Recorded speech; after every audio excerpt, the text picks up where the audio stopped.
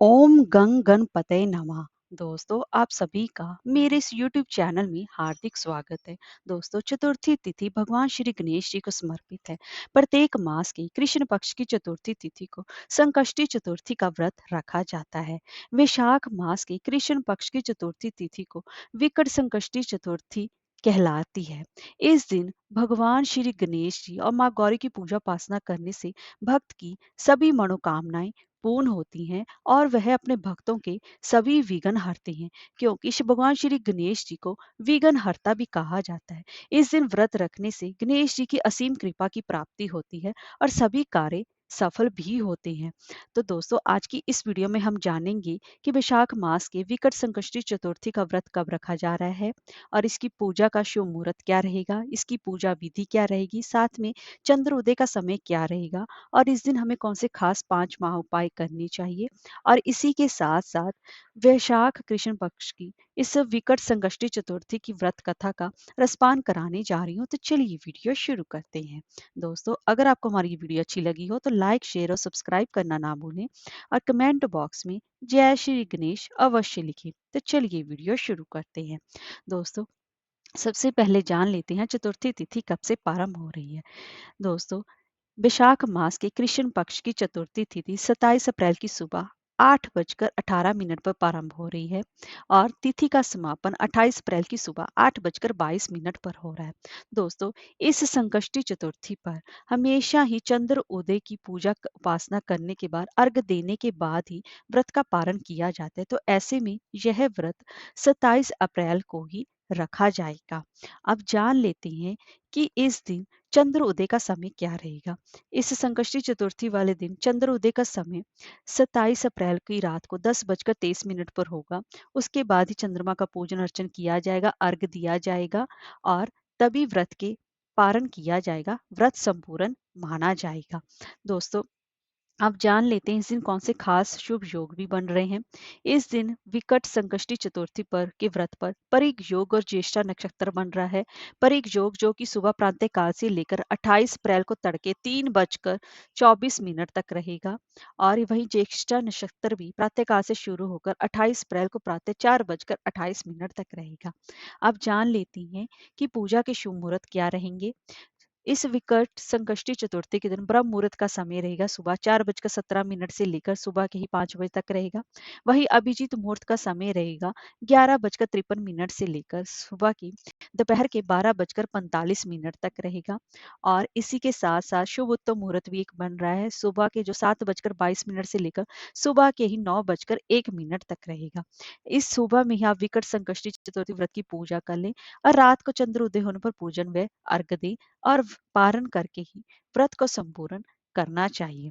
तो दोस्तों, अब हम जान लेते हैं कि विकट संकष्टी चतुर्थी की व्रत की पूजा विधि क्या रहेगी। तो दोस्तों, विकट संकष्टी चतुर्थी के दिन सुबह आपको ब्रह्म मुहूर्त में जल्दी उठना चाहिए। अगर आप सुबह ब्रह्म मुहूर्त में नहीं उठ सकते तो कम से कम सूर्योदय से पहले उठ जाना चाहिए और उसके बाद आपको गंगा जल मिले युक्त पानी से स्नान करना चाहिए, क्योंकि इस समय वैशाख मास भी चल रहा है और वैशाख मास में सूर्योदय से पूर्व स्नान करना श्री हरि जी की भी प्रीति दिलाने वाला है। इसलिए आपको कम से कम आज के दिन तो आपको ब्रह्म मुहूर्त में जल्दी उठकर स्नान करना चाहिए और उसके बाद पूजा स्थान पर आपको एक चौकी पर लाल या पीले रंग का वस्त्र बिछाना चाहिए और उसके बाद उस पर भगवान गणेश जी की प्रतिमा या फिर उस फोटो स्थापित करना चाहिए और उसके बाद उनका पंचामृत से अभिषेक करना चाहिए और उसके बाद उनको सामने घी का दीपक जलाना चाहिए। आपका मुख पूर्व या उत्तर दिशा की तरफ होना चाहिए। वहां पर भगवान श्री गणेश जी के साथ साथ माँ गौरी जी की भी विशेष रूप से पूजा उपासना करनी चाहिए। पहले भगवान श्री गणेश जी को चंदन का तिलक लगाएं,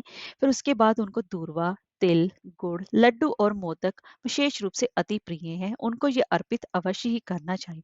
और पूजा के दौरान आपको भगवान श्री गणेश जी के प्रिय मंत्र ओम गंग गणपतये नमः मंत्र का जाप करना चाहिए। और अगर आप ये इतना बड़ा मंत्र नहीं कर सकते तो ओम गणेशाय नमः का मंत्र का जाप करना चाहिए और आपको अपने व्रत का संकल्प लेना चाहिए। और इसी के साथ साथ आज के दिन भगवान श्री गणेश जी को दूर्वा अत्यंत ही प्रिय है। इन्हीं मंत्रों से आपको गणेश जी को कम से कम 21 दूर्वा अर्पित करनी चाहिए। आज के दिन भगवान गणेश जी को तिल से बनी मिठाई और लड्डुओं का भोग लगाना चाहिए। स्पेशली तौर पर उनको मोदक के लड्डू अत्यंत ही प्रिय हैं। इसके बाद भगवान गणेश जी की आरती करनी चाहिए और शाम को चांद निकलने से पहले पुनः श्री गणेश जी की पूजा उपासना करनी चाहिए और उनकी व्रत कथा का भी रसपान करना चाहिए। इसके बाद चंद्रमा को चावल चीनी मिले जल का अर्घ देना चाहिए और उसी के बाद ही अपने व्रत का पारण करना चाहिए और ब्राह्मणों को भी दान दक्षिणा अवश्य ही देनी चाहिए। तो दोस्तों अब हम जान लेते हैं कि इस दिन हमें कौन से खास 5 महा उपाय करने चाहिए जिससे कि विघ्न विनाशक हमारी जिंदगी में आने वाले जो भी सभी कष्ट है उसको वह दूर कर दे। तो दोस्तों जान लेते हैं, अगर आप जिंदगी में हर कार्य में सफलता प्राप्ति करना चाहते हैं, हर कार्य सिद्ध करवाना चाहते हैं, तो इस संकष्टी चतुर्थी के दिन आपको भगवान श्री गणेश जी को गेंदे का फूल, मोदक और गुड़ का नैवेद्य अर्पित करना चाहिए। ऐसा करने से भगवान श्री गणेश जी अत्यंत ही प्रसन्न होते हैं और अपने भक्तों पर कृपा भी बरसाते हैं। तो इसलिए इस सिद्धि प्राप्त करने के लिए इस उपाय को आप संकष्टी चतुर्थी के दिन अवश्य ही करें। और दूसरा उपाय है, अगर आप अपनी जिंदगी में सुख और सौभाग्य चाहते हैं कि आपकी जिंदगी में सुख और सौभाग्य बना रहे, तो इस दिन आपको सिंदूर जो है वो सुख सौभाग्य का प्रतीक माना जाता है। साथ ही साथ ये श्री गणेश जी को भी अत्यंत ही प्रिय है। इसीलिए इस संकष्टी चतुर्थी के दिन आपको श्री गणेश जी को सिंदूर अर्पित करना चाहिए। अर्पित करने के साथ साथ उन्हें सिंदूर का तिलक भी करना चाहिए। इससे आपके जीवन में सुख और सौभाग्य की बढ़ोतरी होती है।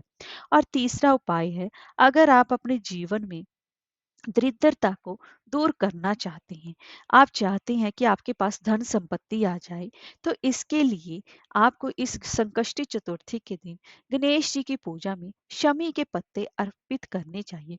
भगवान श्री गणेश जी को भी शमी का वृक्ष अत्यंत ही प्रिय है। जैसे शनिदेव जी को है वैसे गणेश जी को भी है।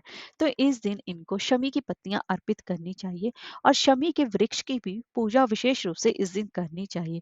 ऐसा करने से गणेश जी प्रसन्न होते हैं और अपने भक्तों के जितने भी दुख और दरिद्रता है वह सभी दूर करते हैं। तो दोस्तों अगला है पांचवा उपाय।